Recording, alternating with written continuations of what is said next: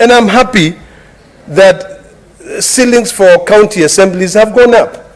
to build the capacities for the county government so that they can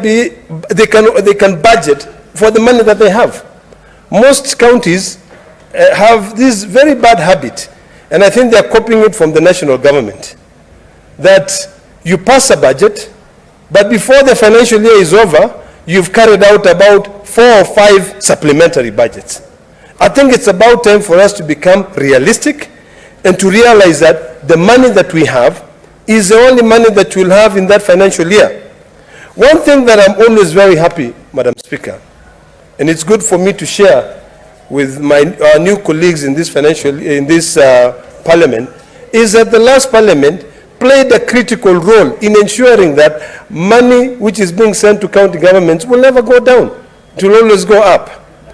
Although this year the money going to counties actually dropped down because of the inflation in the country, at least we tried to some extent to make sure that it doesn't go down below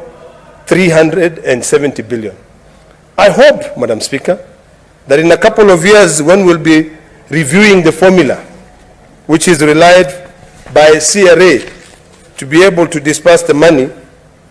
because I know at this point they are looking at different, and Madam Speaker, you'll allow me to grab my notes.